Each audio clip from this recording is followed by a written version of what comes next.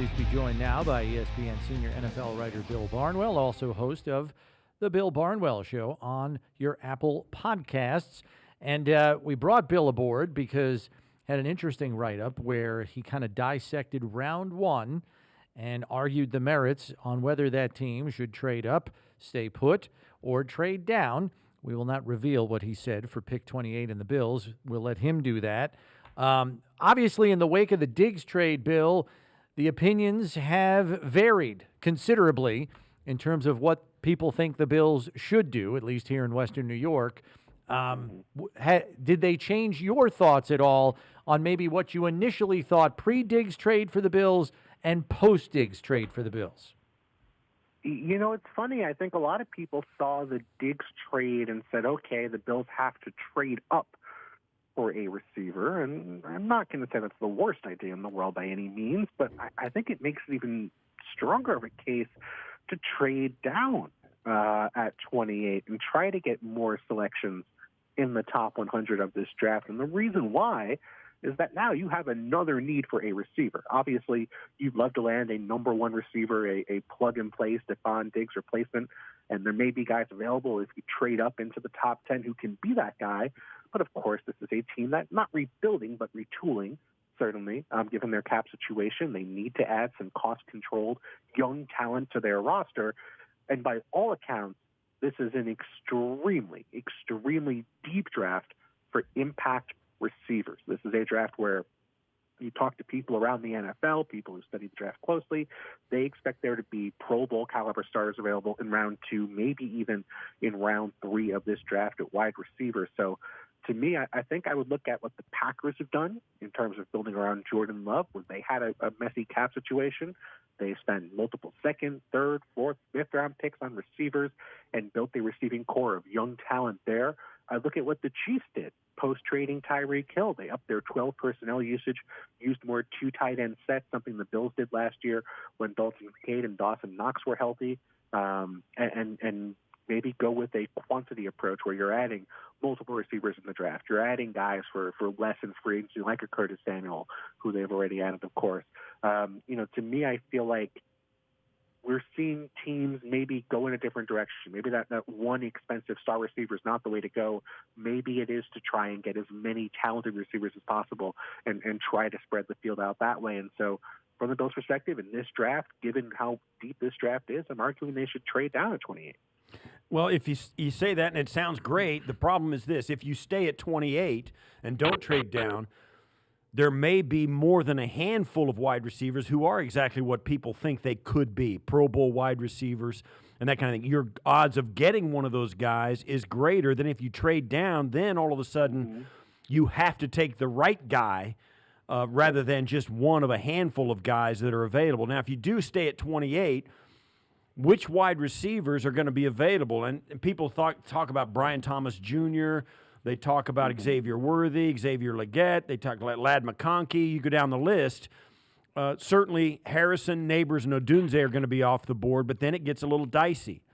If Brian Thomas, A.D. Mitchell, Ladd McConkey, Xavier Worthy, Javon Baker, if all those guys are on the board, why not take if they are one of these Pro Bowl future Hall of Fame or wide receivers, why not grab the sure thing? No question. It all depends on what Brandon Beane has in his scouting board, right? Like, if Brandon Beane thinks, let's say A.D. Mitchell is there, and he thinks A.D. Mitchell is a Pro Bowl caliber receiver, maybe a short thing's always tough in the draft, right? Like there's never any true short thing. But if he feels much better about A.D. Mitchell than a guy or the rest of the guys who are available after A.D. Mitchell, then absolutely. I say, go ahead, take that guy, maybe even trade up a couple picks to make sure you get him, in that range. But if you look at this draft, and like I said, if he sees it the same way other people see it, which we don't know, we won't know until draft day. But if there are, kind of that top tier, those top 3 guys, maybe Brian Thomas is in kind of tier 2 by himself, and then kind of, a mix of guys in tier 3, tier 4, where those guys are impact players. I think if you have kind of 3 or 4 players in the same tier, then yes, it makes sense to trade down because, of course, you could add more than one receiver. The best way to add an impact receiver might be to add 2 receivers as opposed to 1 and see who, breaks out. And certainly this is a Bills team that's going to have needs elsewhere on their roster as well. There's missing depth from this team. There's, need help in the secondary, perhaps.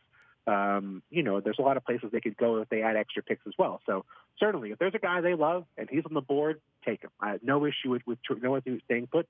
Frankly, no issue with trading up a little bit as well. I just think, given what everyone is saying the strength of this draft is, I would lean into that.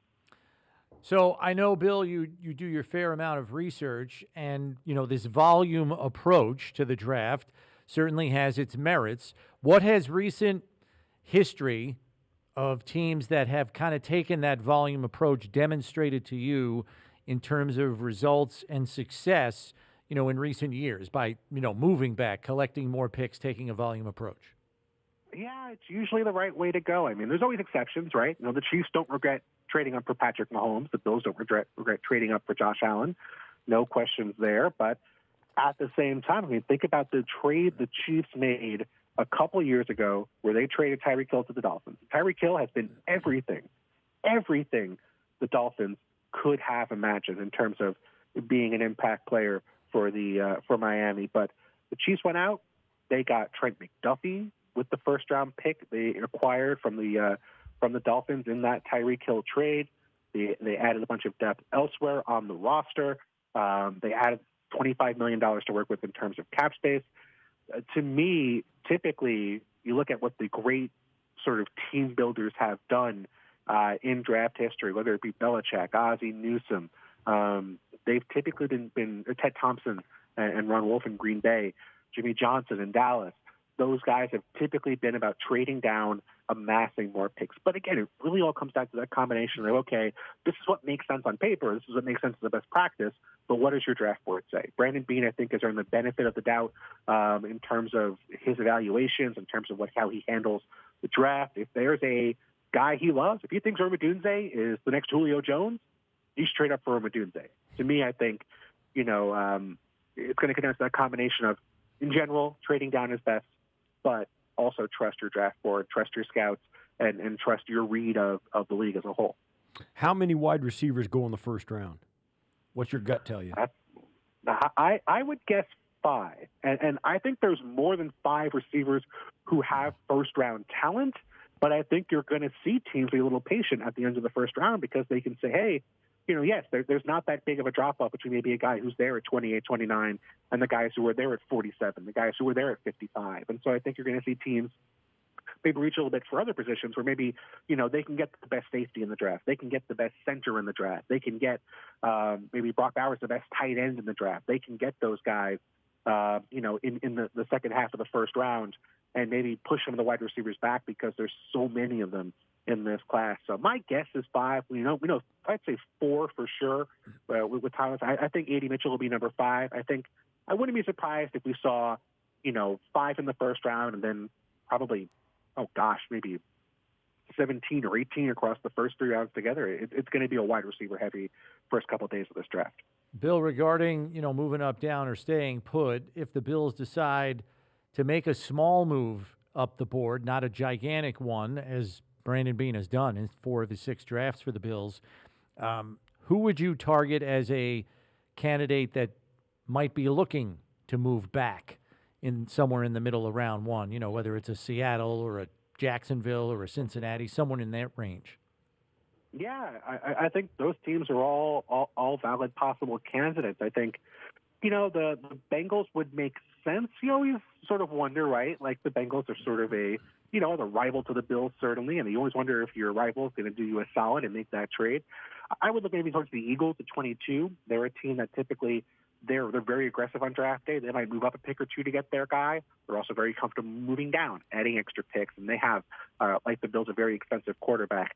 So I think there's a lot of different ways they can go, but I do think, I know we've heard a lot of conversation about the idea of trading up into the top 10 for Odunze, for Malik Neighbors, and it's just tough to see that. Brandon Beane really values the draft. He's made aggressive trades before, Stephon Diggs, of course, being the most notable, but just hard to see him giving up what would probably be 2 first-round picks to move up and get into the top 10. So it feels like, and we talk about Bills here all day, every day, and we've Of always course. thought that the entire conference, the AFC, is kind of in this arms race. And certainly all the teams, most teams would be willing to go up and grab if it was within reach, get one of those top 3 receivers because, the more weapons, the better. But is there another team, even in the AFC or maybe around the league, who's, ahead of Buffalo up there? Which teams are as wide receiver hungry as Bills fans think the Bills are? The Bills are, it feels like they are the most, especially after the Diggs trade, right, where, you have that sort of gaping hole now in your receiving core. A few teams come to mind for me. I think you look at the Jets, of course, a team that they have Garrett Wilson, they have Mike Williams, but they're all in around Aaron Rodgers for this upcoming season. The Giants draft a quarterback in 6. You figure they're going to be in the market for a wide receiver. The Chargers, if they trade down from 5, they could try to move back up and get one of the wide receivers. And then another team I think, quietly might be in the mix would be the Detroit Lions, where they have Amon-Ra St. Brown. They used a first-round pick in Jameson Williams. The first 2 years have been pretty hit or miss because of injuries, a gambling suspension, hasn't been an impact player on the field. I could see them saying, hey, maybe we're one player away, and maybe we make an aggressive move for a wide receiver. So definitely teams in the mix. But again, I think so much depends not only on the wide receivers, but also the quarterback situation and what happens in the top 5 picks, top 6 picks of this draft, who moves up, who moves down, and how that changes the draft board. I think you're going to see a lot of teams have to kind of act on their feet on draft day once we see what happens through the first 6 picks of this draft. Yeah, and regarding those quarterbacks, Bill, I know you put a piece together recently about how drafting quarterbacks is hard and why there are likely going to be some busts here if 4 or 5 go in round 1. The history is well known. People will take more chances on quarterback because I guess they figure it's worth the risk, because if you hit, you're set for 10, 12 years. And if you miss, it might set you back because you essentially wasted a first-round pick. But we saw John Elway take multiple swings in multiple years when he was the executive in Denver and missed more than he hit, certainly. But what did you uncover, in putting that piece together? Yeah, some things that kind of seem obvious, like, it's about 50-50 in terms of hitting a significant or hitting a starter versus hitting a bust at quarterback in the first round, which I think you ask people, that's probably about what they would say. I think it's a little like 52% bust or something like that in terms of guys who did not make an impact as a pro quarterback. About 30% chance of hitting that franchise guy that, you're Josh Allen, you're Trevor Lawrence, you're Justin Herbert, you're Joe Burrow, the guy you have for the next decade. But what I found that I felt was, sort of interesting about these quarterbacks is you don't really see a big difference between, the top 5 and the rest of the first round in terms of the hit rate. Obviously you want to get into the top 5, you want to get that guy, but we're seeing more teams draft more and more quarterbacks, not just in the top 3, not just in the top 5, but throughout the first round. And the reason why is the financial reasons involved. There's a financial incentive to hit these guys because it's not just, not just landing a quarterback, but you're landing a player for cheap at the most expensive position in football. I mean, Daniel Jones is making $41 million a year. Kirk Cousins is above in the $45 million range. You're having guys making north of 50. Dak Prescott's probably going to make $60 million a year on a new deal. When you can get a guy like a C.J. Stroud last year, for example, C.J. Stroud's making about $9 million a year. It just gives you so much to work with elsewhere on your roster. And we saw that in practice with Stephon Diggs, right? The Bills traded for Stephon Diggs when Josh Allen was on his rookie deal because they had a lot of cap space to work with. They were able to be aggressive, go out and get an immediate impact player to help out Josh Allen. Now Josh Allen gets more expensive. He gets the contract he deserves. The Bills have to cut back in some places. They trade Stephon Diggs to the Houston Texans, who have another rookie quarterback in C.J. Stroud. They can afford to be the ones going out and spending a bunch. So it lets you reset your roster, and if you hit on a guy, you're saving so much money at quarterback that you can really build a great team around that quarterback with the savings. Yeah. All right, Bill. Well, listen, thanks for the time. We know you're busy this time of year, so we appreciate you joining us, and we'll catch up with you later on in the offseason. Enjoy the draft. Anytime, guys.